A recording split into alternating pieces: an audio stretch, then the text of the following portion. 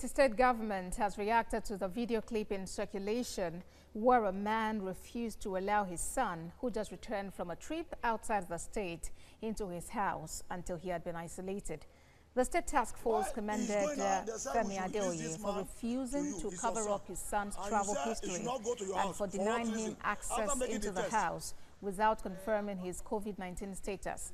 But the man who filmed the incident is an appointee of the governor and has now been suspended for acting outside the jurisdiction of his scope of authority. There has been a public outcry over the status of the video recorder, who is neither a health worker nor qualified or authorized to determine the health status of the young man. In the meantime, the young man has been taken to one of the designated quarantine centers where he would be for 14 days. His samples will also be tested. Let's now bring in our correspondent, Ayomide Ajegbe, who is joining me live now for more on this report.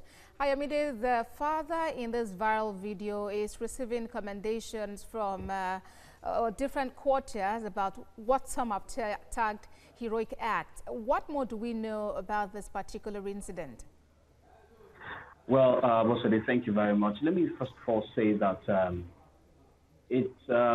I think the first thing that everyone would be very much keen to ask is how did this young man enter the state from Lagos?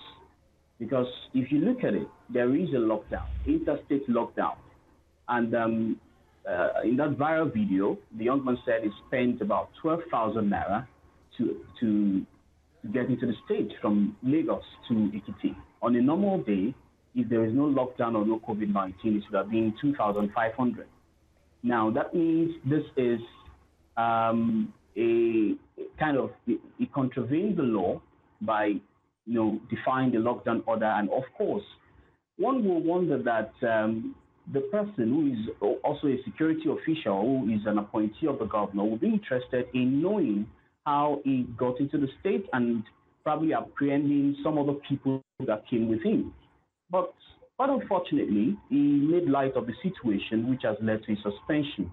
Let me point out that the man in question, the father of the boy, is a former road safety official who is retired, and he seems to understand the scope of the quarantine law. He understands the COVID-19 pandemic. He understands what is happening around the world that even the official who was recording did not understand. He kept saying that I cannot allow this boy to come into my apartment because he's just coming from a place I don't know where, whatever must have transpired, who are the people he came in contact with. And the man was still insisting that the boy has to follow the father, either jokingly or seriously. It puts a lot of question mark on the competence of the recorder in question. And it's not surprising that Mr. Governor had to act that, no, this is not what we want. This is not how to go about it. And I'm sure a lot of people who have been talking on social media earlier today and talking about the action of the man who recorded would probably be commending the state government now. Number of people are reported to be hiding their travel histories. This man deserves some commendation. Thank you, Ayomide, for this update.